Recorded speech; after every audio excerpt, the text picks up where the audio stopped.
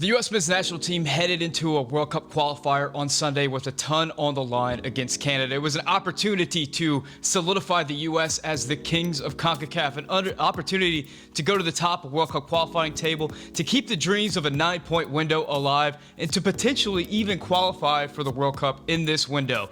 Unfortunately, none of that happened. The U.S. lost to Canada in the process, lost that title of the Kings of CONCACAF, and really ushered in the arrival of Canada as the dominant force in CONCACAF. To make matters worse, a couple of players got injured. There were some players that had some poor performances, and I think the whole fan base is questioning Coach Gregg Berhalter at the moment. There's a lot bad at right now, and I've brought in Max Bretos, a man who's been around the U.S. soccer world and soccer in general for a really long time. He is the soccer OG, and I'll apologize off top, Max. Whenever I invited you to come on a few days ago, I thought it was going to be a celebration. It turns out I brought you to a funeral. So first of all, how are you feeling today, the day after, as we kind of reflect on a pretty miserable afternoon up there in Canada? It's good to have other folks that are in the same boat, Sam. So I appreciate that. We should all hold on to each other, give each other strength. That was obviously a very difficult watch. But I always I go back to 4 years ago, and the Taylor Twellman rant after it. I was in the studio interviewing him, and I remember watching it all unravel. And that, is, we like to think it's rock bottom, and sometimes you hit rock bottom. You need to, so you can rise up. And it was never going to be a smooth ride. We have a lot more to be happy about than not be. I think I know that the element of Canada in this situation and their emergence is, something that no one would have expected or been able to foresee. And it's part of it. It certainly is what they've been able to do with the talent, with the coaching, with the style. A lot of things that the U.S. would want to mirror if they could. But there's a lot at play. So I wouldn't get too low on this. The U.S. is going to qualify for the World Cup. And when they're there, I think they'll make some noise. It's still a process with a very young team. There's a lot. This is a Canadian team that it's hard not to pull for them, right? You see it. And the fact that it's Canada, you see the cheering. It's a kick in the shin. But when you see what they have been able to do, and I will talk about it a little bit more, but we're connected to their success, just like we're connected to Mexican success. We need good partners in the region, and it would appear after Sunday afternoon that we have one. Yeah, I mean, a lot of what you're saying rings true. I think coming into World Cup qualifiers, I knew that there was going to be roadblocks, that we were going to get embarrassed at some point because it's World Cup qualifiers, and that's just how it goes. I was expecting it to be Mexico, honestly. I thought that Mexico would punch us in the mouth at home, but the U.S. managed to handle that one pretty well. But this Canada team has been an issue for us all along, and like you said, in a vacuum, I'm really excited for Canada. I think it's tremendous, not only for just the region, but it's so cool to have soccer growing in that country like that. It'll be so cool to see Canada at the World Cup, as they've pretty much qualified at this point, not mathematically, but they're pretty much there. A lot of things to be happy for in the North American soccer community. That's true. But I think in the microscope right now, today, there's a lot to be upset about, man. And I think it's time. But before we talk about, the positives, because there are some positives in there, but let's talk about what went wrong yesterday. And there's a lot of folks pointing out a lot of different things that went wrong, from the tactics of the coach to some of the performance of the players. What in your mind went wrong in that game yesterday? And now a word from today's sponsor. Bet Online would like to wish you a happy betting new year as we continue our march towards the playoffs and beyond. Bet Online remains the #1 spot for all betting action in 2022. New year and a new updated desktop and mobile website. Sign up today and receive your 50% welcome bonus on your first deposit. Just use promo code BELIEVE, that's BLEAV, to get started. From football, basketball, hockey, boxing, UFC, and of course soccer, right to your favorite Vegas casino games, don't wait to take advantage of all the amazing offers available in 2022. BetOnline is the fastest and easiest way to wager on all your favorite sports. BetOnline, where the game starts. Just a quick wrap up on Canada, and I spoke to Christian Jack, and I'll get to you to answer your question.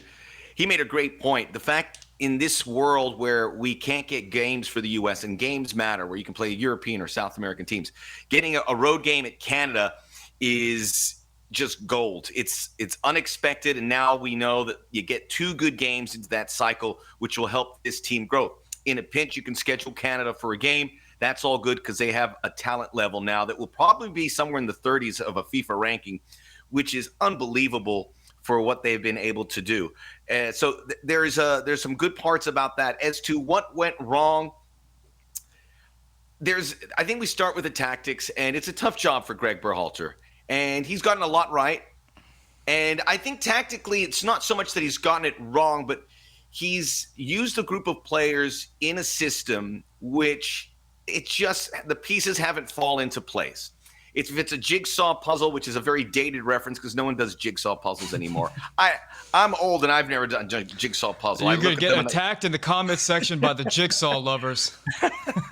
I wish I do, but I look and I go, I just don't have time for this. I'm sorry. So, but in essence, you get that jigsaw puzzle and you get that last piece.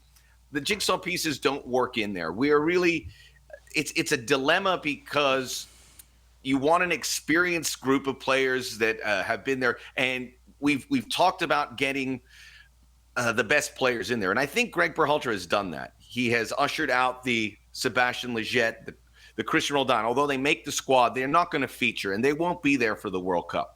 I don't think Lletget dressed for either game so far in this window. So I mean, we do get up in arms for that, but he is genuinely trying to move towards the talented group that, by and large, reside in Europe.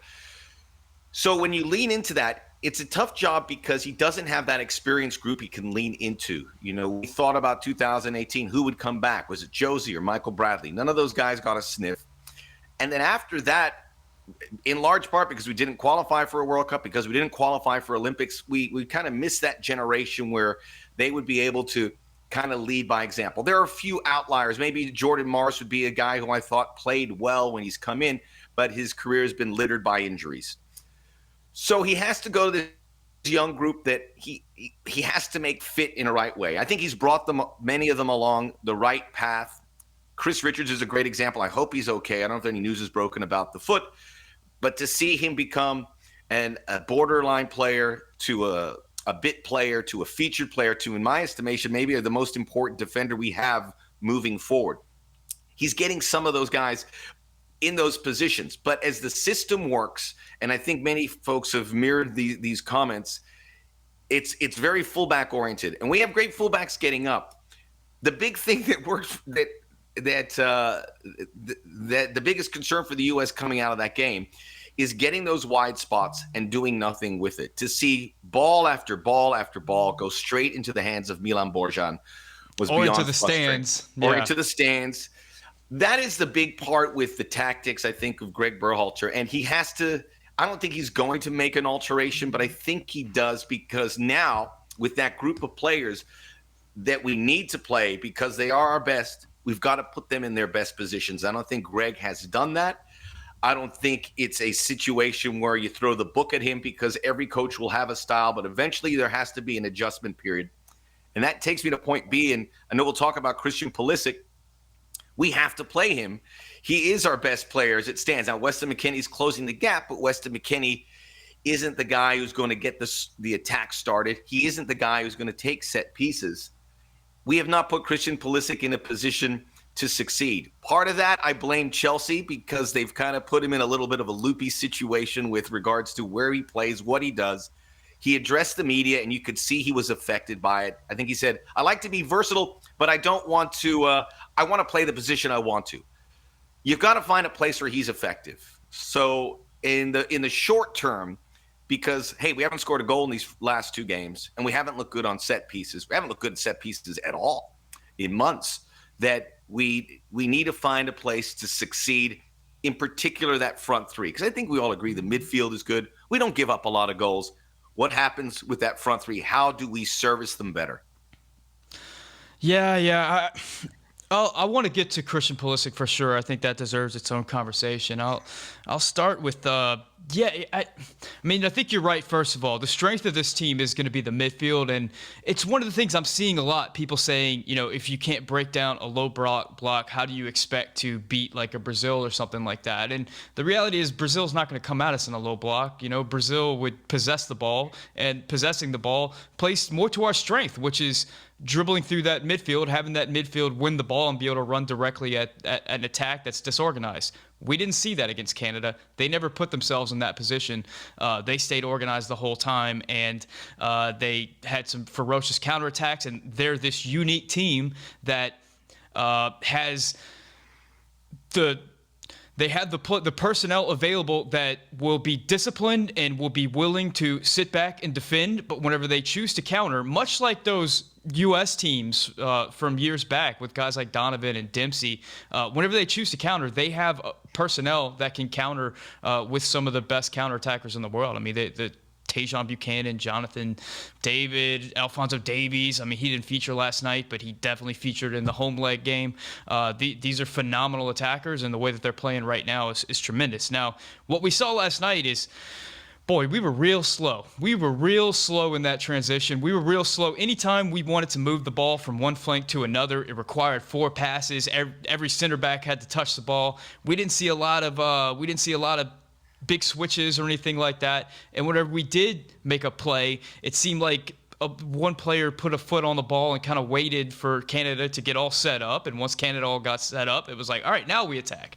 And that's frustrating, and that's something that we've seen Great point. through the Berhalter era throughout. And, I always want to be fair, and I always wonder where the line is in soccer, because soccer's a very fluid game. And the question about, is it on the coach, is it on the tactics, is it on the players, that's always kind of nebulous, and it's always kind of up for discussion. And generally, whenever you talk to players, like whenever I talk to Alexi Lawless, or whenever Christian Pulisic did an interview before these World Cup qualifiers, generally players will say it's not really the tactics, it's not the coach, it's none of that. It's how the players are playing on the field with each other. It's about what you do with the ball, and you see that play out a lot. How many goals are scored because of a moment of brilliance from a player, not so much from the tactics?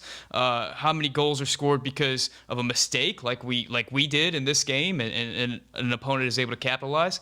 But at the same time, the tactics are important. It's an important factor of the game. There's no getting around that.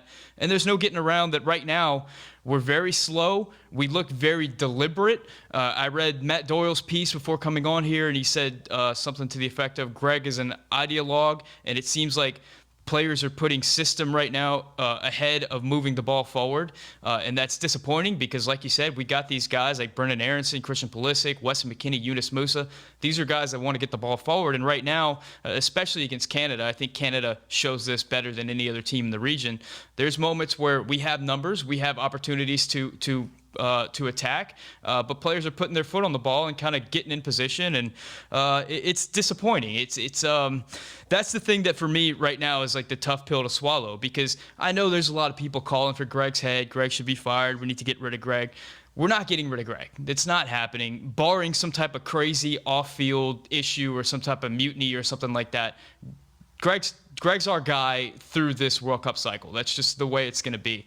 But to me, at least, it looks like some of these realities, this slow play is just going to be a part of the U.S. through this cycle, and it's something that we got to it's just going to be. That's just the way it is.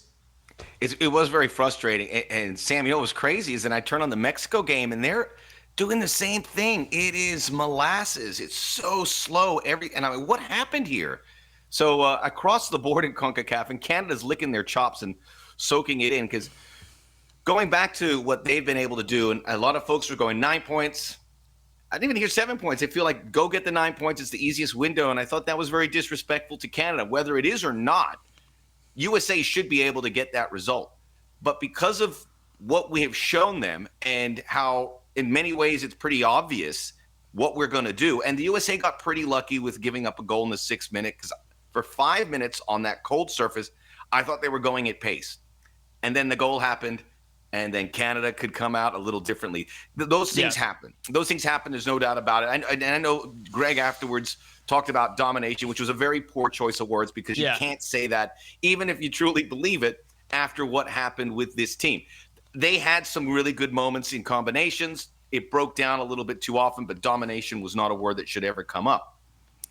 Canada feels like they got the goal, and it happened off an odd clearance from Matt Turner, this immediate counterattack, and then he should have done better on the Kyle Larin shot as well.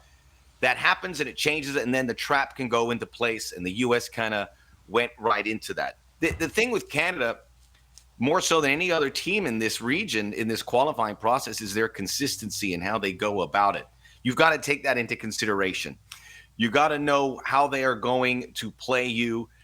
And I thought the U.S. actually did an okay job not giving up the gangbuster counterattack until the very end. A couple, it could have gotten a little hairy. There was a couple more episodes where the we U.S. had sold out at that point, to be fair. Of course. I mean, of course. And so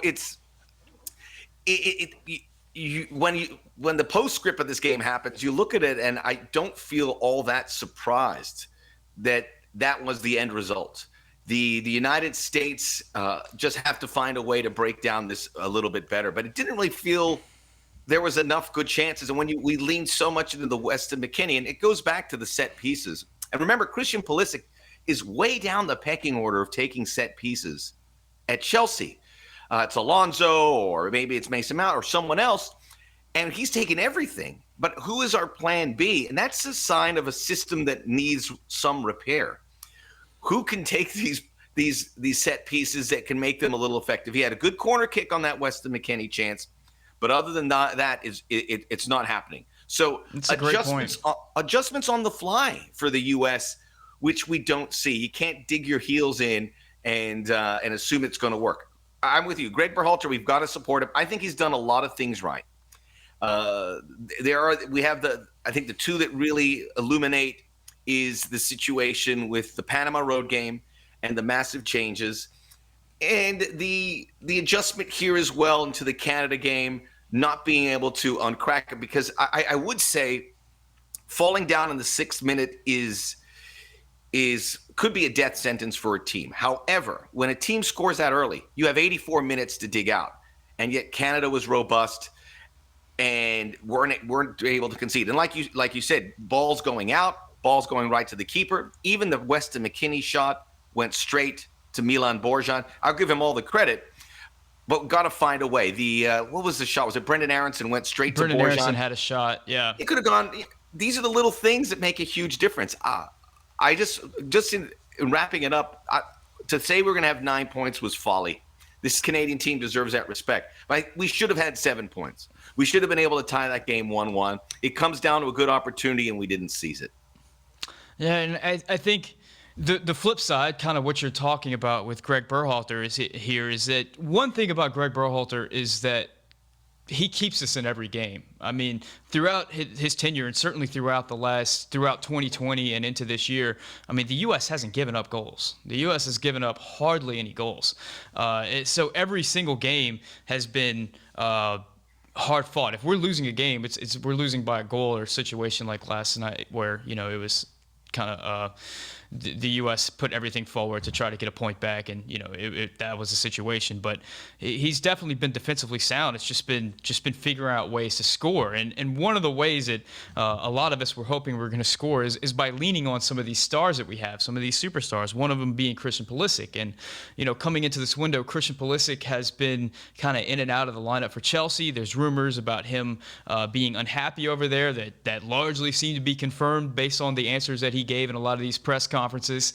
We were hoping to see a reignited Christian Pulisic on the field, and we haven't seen that against El Salvador, and certainly not against Canada. And I wrote down the name Alistair Johnson because there's 2 moments in this game where Christian Pulisic has a one-on-one against Alistair Johnson, and I can remember so many times Christian Pulisic at Dortmund or Christian Pulisic at Chelsea, just the Christian Pulisic that put Sergio Ramos in skates in the Champions League semifinal, the Christian Pulisic that ran through the Liverpool backline, the Christian Pulisic that outran the Manchester City backline. Yeah, like I said, he said he was the best winger he's ever seen after that game. A player that is so dynamic, so agile, so just can get by players without even a thought, was unable to round Alistair Johnson and be able to put anything together. That's another thing that is just like hurting me so bad, is this realization that Christian Pulisic is just, at this moment in time, maybe it's a form thing, but he's certainly not been the star in this window that we were hoping he would be.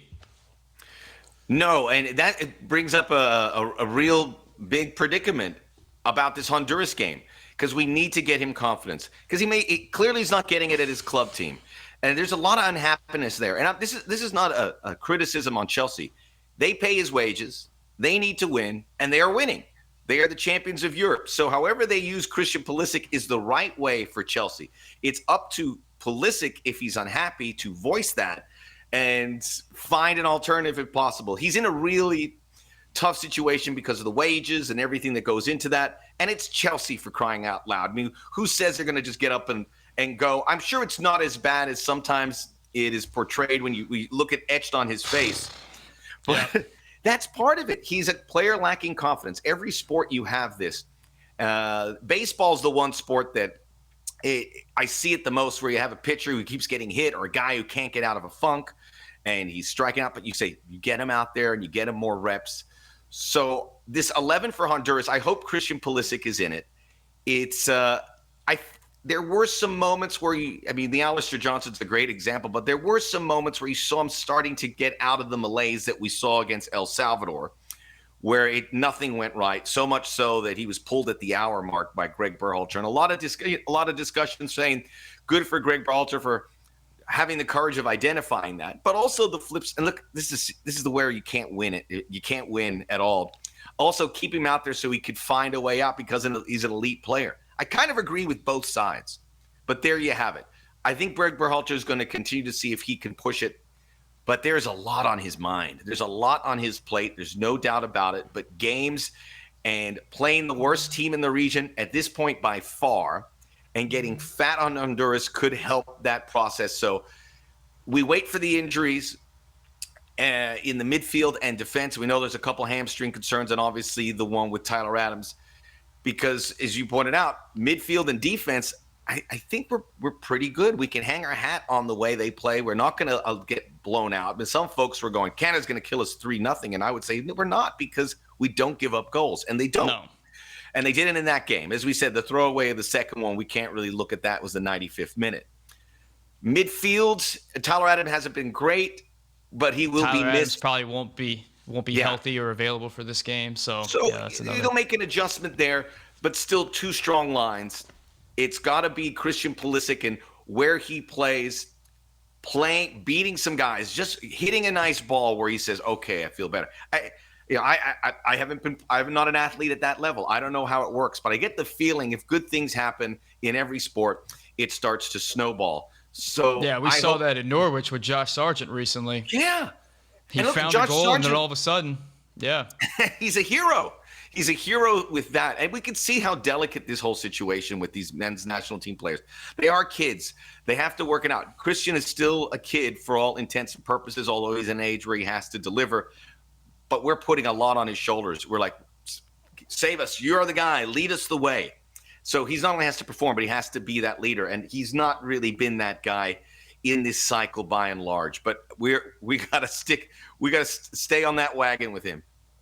Yeah, I'm glad you brought up the Chelsea situation, because, man, the way that I view coaches is that it is very cyclical, that these guys kind of come in and out of being great, man. And it largely has to do with the health of their players and what their players are able to do. You look at Thomas Tuchel, where he was a great coach at PSG, but he gets kind of run out because they can't win the Champions League final, and there's political issues, and he doesn't like it over there. He comes to Chelsea and immediately turns Chelsea around from where Frank Lampard had him, leads them on the Champions League run. He's the greatest coach in the world. And then this season, Chelsea has not been able to find the goals. Largely under Tuchel, they hadn't been finding the goals. It's been very similar to Gregg Berhalter in that they play great defense. They don't give up anything, but finding anything happening in the final third has been an issue for Chelsea, and certainly been an issue for this year. All the attackers want out. Lukaku's upset in the media. Everyone's unhappy.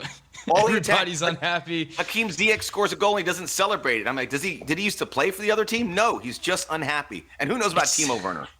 It's Everyone's amazing unhappy. how quickly you go from being the best manager in the world or one of them to having your whole team hate you. It's just the sport. It's part of it. Now, you mentioned the Honduras game that's coming up. This is incredibly important. As we know, the U.S. has to win their two remaining home games against Honduras and against Panama. They just have to. The next one is the most important because Honduras is the last team in qualifying right now. I think that they've been mathematically eliminated at this point. They're going to be coming into this game. This is why we set things up in this cold weather game like we did, because Honduras is coming from Central America. Now they're having to fly up to Minnesota in this absolutely freezing temperature game that is just, I don't know what we're doing with these conditions, but here we are. So the U.S. has to get a victory right now. I don't know what morale is in the locker room. I know in the fan base it's at an all-time low, but you mentioned Christian Pulisic has to start. What else do we need to see in order for the U.S. to get a win against Honduras on Wednesday night? Well, you mentioned the cold, and I rolled my eyes when people were talking about the cold. And Columbus, it was cold. I mean, this wasn't Arctic chill by any means. It was in the 30s. It's cold. We saw some guys kind of take their gloves off, suggesting that it wasn't as bad. Canada could have been worse. Thankfully, it was in the middle of the day. So the conditions didn't really play a role. Whether they do or do not, the U.S., if they don't score goals against Honduras, everyone who complained about these conditions in these games playing in the cold weather has all the ammunition they have to throw at U.S. soccer. Because they said specifically it's going to prevent an offense from getting its goals. It kind of equalizes the playing conditions for both. Even though you're more talented with Honduras, you want perfect ideal conditions against Honduras, which will, this is all just conjecture. And when you talk about what could have been, it's what people will say about cold conditions. That said, 2 cold games, 1 goal. So if we're watching this Honduras game and they have a goal, or God forbid they don't have any goals, then you can start talking to U.S. soccer, not just about playing in cities that aren't diversified with our fan base, which is a great fan base of every creed and color and race. That's what's beautiful about our country and the rainbow of nationalities that we have here in the United States that support this team, and we have to cater to them. Put that one aside. If they're not hitting the ball, balls are falling short because of the weather, it hurts when it hits your foot, then that's a big issue. And they have to really look at it. But that would be a big screw up if they walk out of Honduras with 1 or no goals. I was one of those folks that said, don't worry about it, they'll be fine. But clearly it's an issue up till now. We'll see with the Honduras game. This will be the telling issue, because really it is a game where the U.S. should get fat on Honduras, because everyone else is, home and away. Everyone's doing that. When you talk about what the team will look like, having Tim Weah, and I don't want to put so much pressure on him, but it's a relief to see him probably coming back. It was a COVID situation, didn't allow Canada, which was initially something that was said about the U.S. team. I believe everyone was okay with the COVID protocols, etc., but it turned out it wasn't. Canada's very strict, and that was one player that wasn't able to travel. But having Tim Weah back, Ricardo Pepi, he would cause a lot of problems if he doesn't start Ricardo Pepi. Ricardo Pepi came into the game in a small sample size, didn't do much, but we have to give him a bigger sample size because his confidence is waning because he hasn't scored since October. But I think Pulisic, Pepi, Weah would be the way to go. No Tyler Adams. It seems like Kellen Acosta's the logical replacement, and you keep it pretty close to the guys you have coming in. Hopefully Walker Zimmerman's had a hamstring issue. Him and Richards were great in that first game. I'd love to see that partnership again. Miles Robinson looked like a guy who hadn't played in a long time, had a rough one. You don't want to isolate him. You want him to play at some role. But those 3 center backs platooning have been good. And then fullbacks, probably the same guys. But to me, that's near the top of the list of disappointments. They play well. Anthony Robinson, got the goal. But I've been saying this for a while. These crosses have to get through because that's where the balls are coming in. If it's Reggie Cannon, if it's DeAndre Yedlin, if it's being a fullback and tucking in to allow someone else to cross the ball, whatever it is, we got to see some crosses, especially if Ricardo Pepi, who's a good aerial threat, can get on the end of those. Jordan Morris, I thought he was good in the moments he played. He's aggressive. He gets after it. He gives you a little experience in those situations for a guy who's played in some significant games. There's good options, but goals have to come.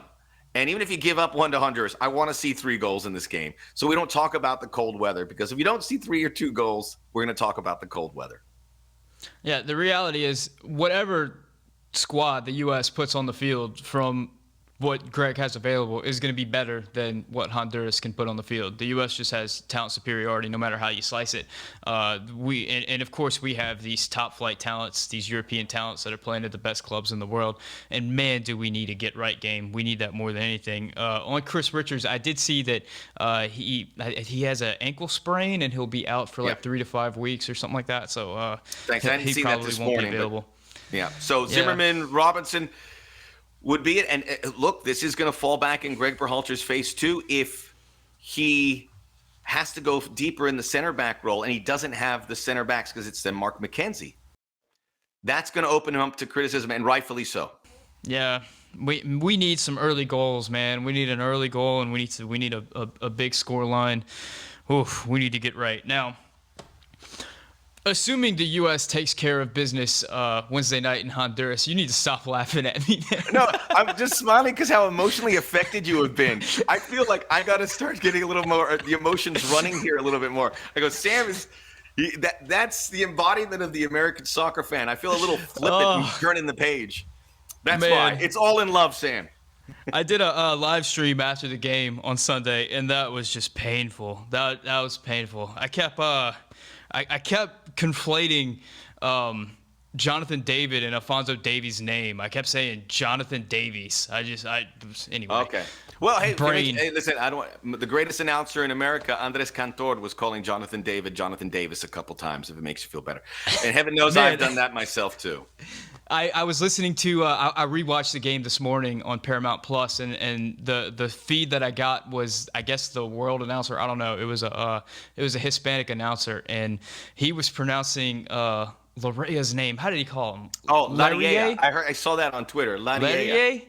Made it sound like he's from Louisiana, like me, man. Like he was French. Is that where you're from? That a lot.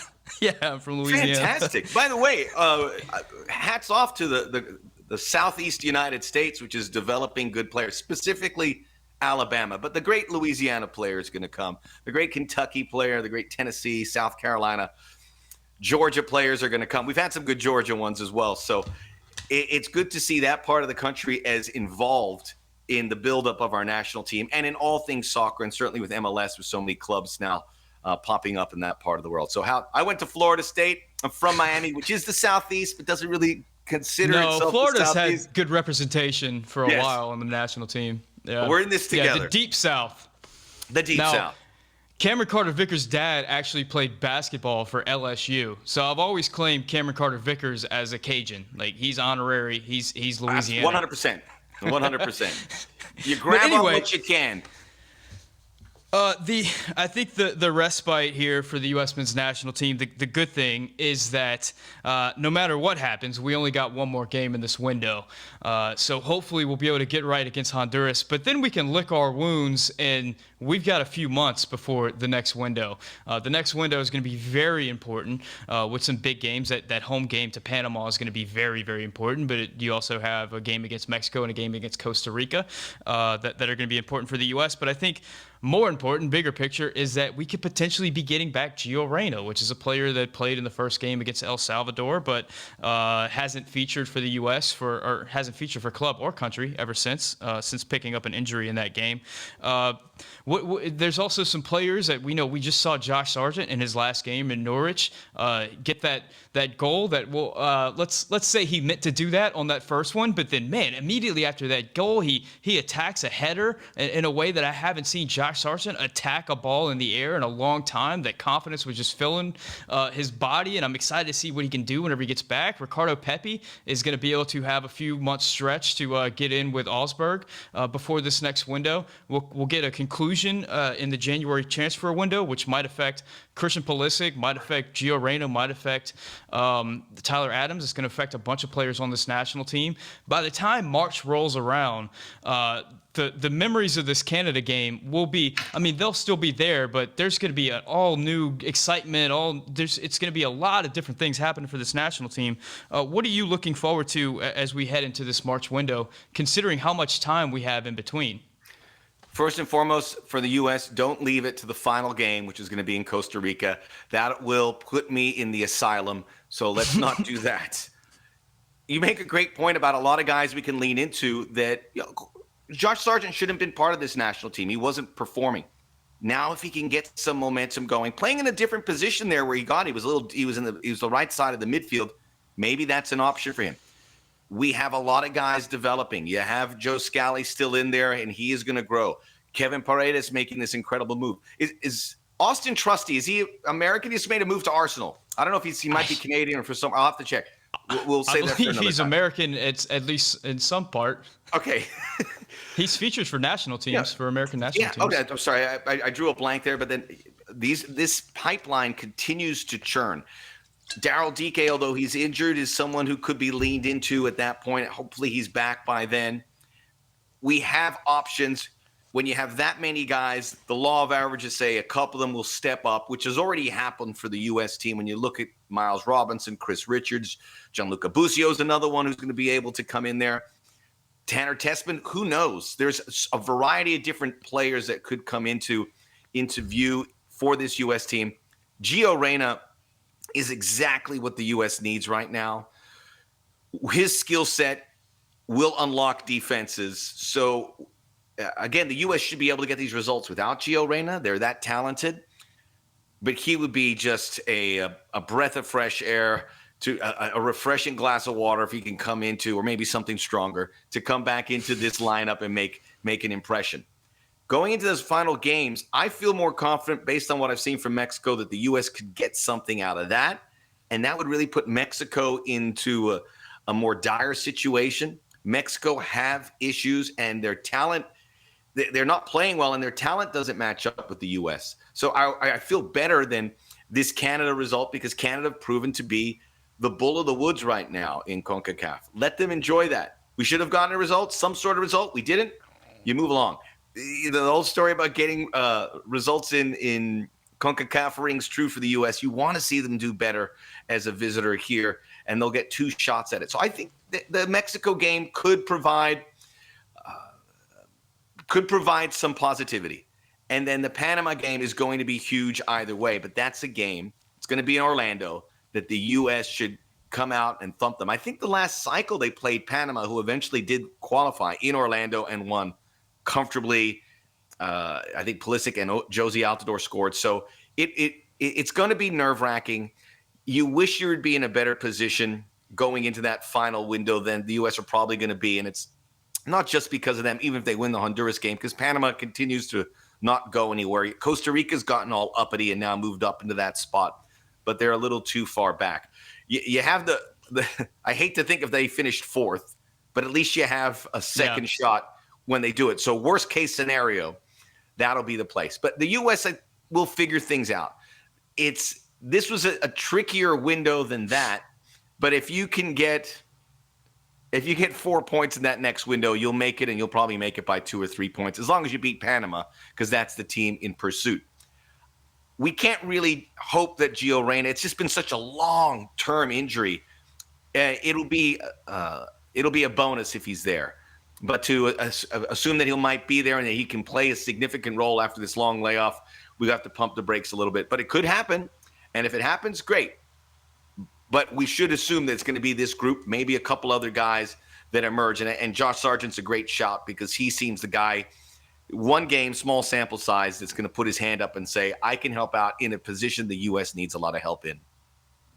Yeah, that striker position is definitely something to worry about. I remember in the comments section after the game, a lot of people kept saying that we need a great striker. We need a great striker to come in, and I kept asking, like, who is this great striker that you guys are talking about? And you can't put that on Pepe. He's a teenager. Yeah, I mean, we got a 19-year-old. Who is this guy? Where is he? We don't have it. I'd love to play him. I don't know. Is like is Maybe if they Lukaku naturalize, maybe if available? they Like, naturalize somebody, yeah. Maybe a nice I mean, American Erling girl. Haaland, like, who wants to be this great American striker? Yeah. Now to pull back. By the way, while you were saying that, you mentioned the playoff, and yes, the worst case scenario right now for the U.S. is probably a fourth place finish, and it would be the playoff. But I did think to myself about the U.S. in that playoff, and my hands started sweating, and I went to a dark place, and I don't want to think about that. And you're I right. want I to don't want to think. qualify in the I'm top sorry. three. I'm sorry. I breathed that into existence. We really shouldn't. Yeah. We shouldn't be talking in these terms. We really should not. The U.S. should be going into this next window with a 4 or 5 point gap and go, okay, let's start seeing what we're going to do. Let's start thinking World Cup. Let's think of guys that might be able to make the roster that aren't on this team, because there will be a couple. And when the U.S. make the World Cup, because of their position in this FIFA ranking, they'll probably get a good draw, and they could get off on a good run. All these players had to get some experience. They're still in the early stages. They're in an embryonic stage of their international play. Many playing in their first major World Cup qualifier or first camp. You're blooding a lot of these guys along the way. You can't expect them to just click the fingers and hit it. The consistency, though, needs to be brought into play. They have to go from game to game, home and away, and look at least the semblance of the team, which is what Canada's doing. That's what you have to reach out to do.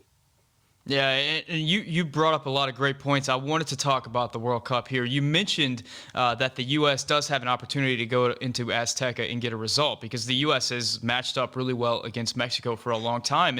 And that speaks to a larger point here, which is, how is the U.S. actually going to perform if they make it to the World Cup? A lot of people have pointed to these results against Canada and some of the not-so-great results throughout World Cup qualifying as an indication that the U.S. is going to struggle. But I've looked at the games against Mexico as more of an indication of how the U.S. is going to do, because I feel like if the U.S. is playing against squads that are comfortable in possession and are comfortable going at us and are going to make it an open game, that's where this team shines, whenever they can sit back and attack a defense that's a little bit stretched. We don't see a lot of that in World Cup qualifying, and that's been the big issue, because it's always been for the U.S., there's two different U.S. teams.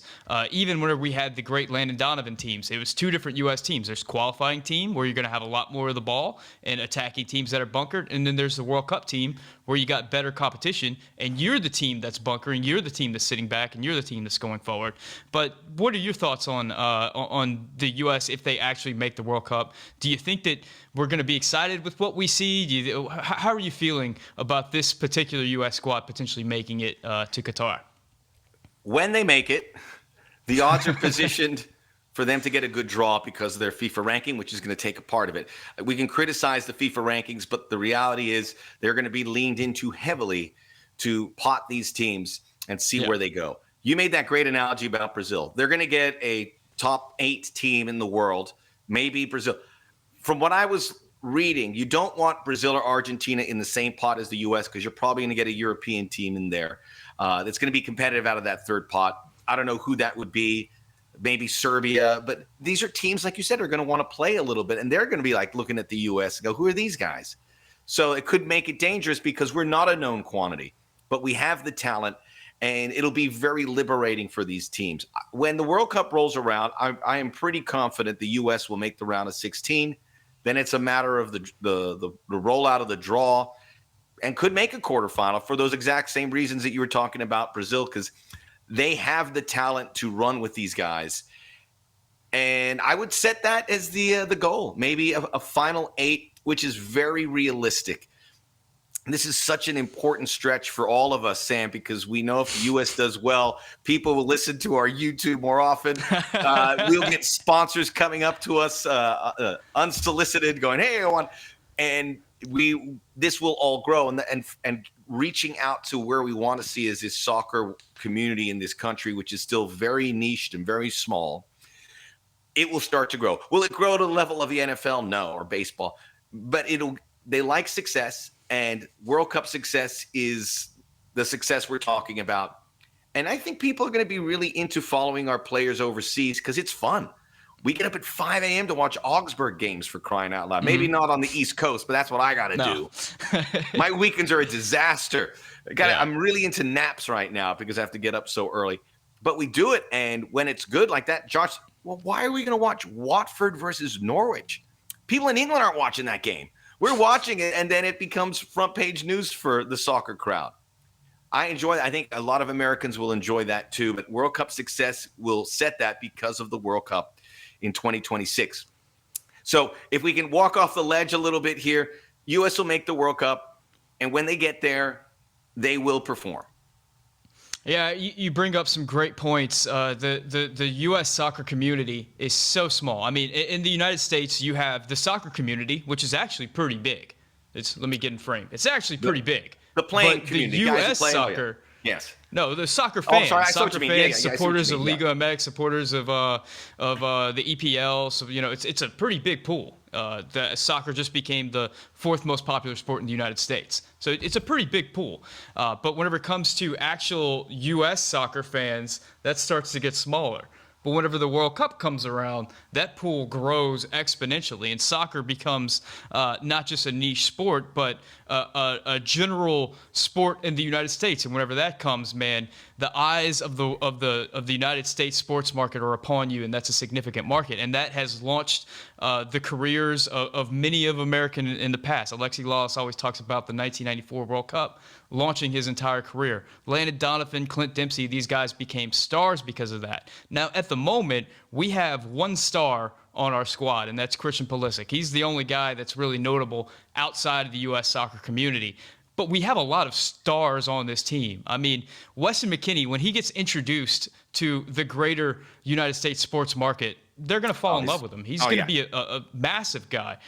Tyler Adams, another one. I mean, Gio Reyna. I mean, these guys, America's going to fall in love with these kids once they get to know them. But it's going to take getting to that World Cup to get to know them. And I'm excited that of what's going to come after that, the generation that it's going to inspire, because soccer is just on the cusp in this country of it's growing. But I think the World Cup's going to be a catalyst to kind of really put it over the edge and really get things moving. It's already moving quickly. It's already moving in a lot of positive directions, but just another kick in the butt to really ramp it up and pass up baseball as the third most popular sport in this country.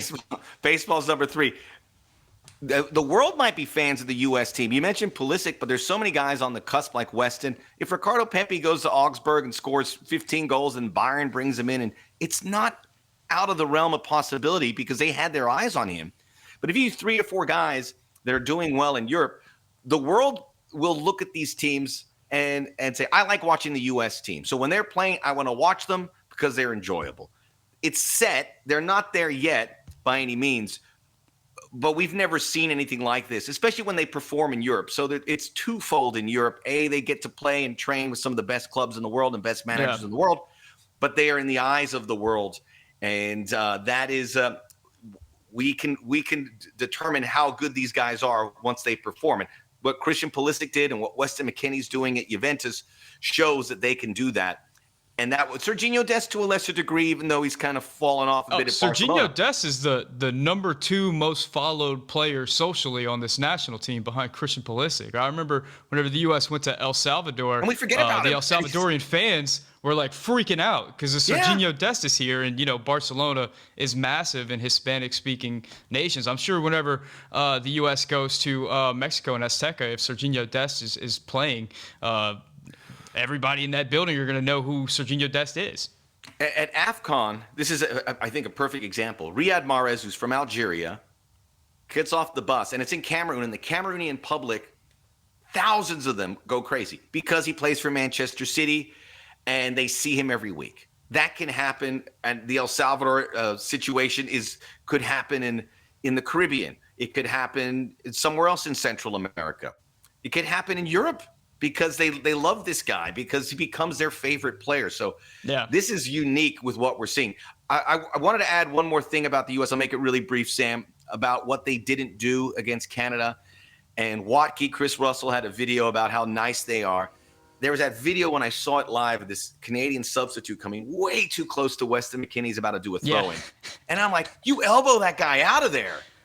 Get the heck out of – we got to get a spine here in these situations and push back because Canada kept doing that because they could. The referee played a loose game, so they took even more space. And if they can take that space, they're going to take it. And we got to take it back. Yeah, that's that next level analysis. Remember how Jurgen Klinsmann always talked about nastiness? This team really does lack nastiness. There's a lot of really nice players.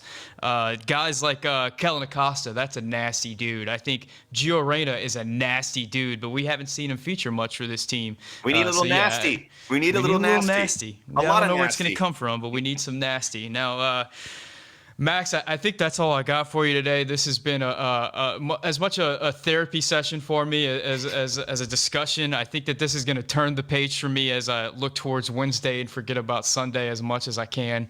I appreciate you coming on. I want to give you an opportunity to tell people where they can find your content and what you've been up to lately. Well, I've been thrilled with the Soccer OG, and I've kind of done what you guys are doing with YouTube. It's so therapeutic and enlightening to engage with fans and talk to them in the comment section. So check out the Soccer OG. It's under my name, Max Bretos, on YouTube, and also the Soccer OG podcast, where all podcasts are available. Also, be work with LAFC, which have fulfilled me with so much joy and passion to be back into this beautiful game, which has always been there for me. And I'm so glad to be back. And I will finish by saying, it is awesome to see guys like you, Sam, having these platforms, fair, entertaining, and informative, with a great backdrop, by the way. It looks good, but really good production. So you pat yourself on the back, and to your audience, you're in good shoes here. I tune in when I can. I tune into a lot of the guys on YouTube. It's important, because I know I'm a lot older than everyone here, to see what the young fan base wants, what they look at. And you guys are that connection, and I can't tell you how important that is for growing this sport in this country. So thanks to everything you do as well. Yeah, I appreciate it, and I appreciate you and guys like yourself who, for a long time, have been, carrying the sport in this country from a media level. I can remember so often growing up watching SportsCenter or something like that. Not to pick on SportsCenter, but there were a lot of anchors that just didn't really care about the sport and would mispronounce players' names and mispronounce Real Madrid or whatever else, And I appreciate guys like you who actually cared about the sport and helped it grow in this country. Now, we tried. Max, we tried. It's still there. Yeah. We tried to clean it up, but it is what it is. Now, Max, I'll tell you one thing that I always do whenever I do the exit is I ask people to leave a comment in Spanish so I can practice my Spanish. I've been practicing my Spanish a lot. I'm planning on doing a video that's all in Spanish, which it's been difficult, but I'm actually writing it right now. I'll get to it after the window. Can you do me a favor, and can you ask everyone out there to leave me a comment in Spanish? Por favor, a la audiencia que está aquí para Yank Report, en parte de Sam, un show fenomenal que me gusta ver cada día. Deja un comento aquí en el comment section, deja un comento en español para él poder leer y aprender y hablar español un día, para que este pueda ser bilingüal. That's amazing, man. Whenever I say it in Spanish, it is very short. Yours is very long. I actually dated a Hispanic girl for a while, and I would laugh whenever she was from Colombia. But whenever we would call a Mexican restaurant, Colombians speak the best Spanish out of all of us. Yeah, facts. They do.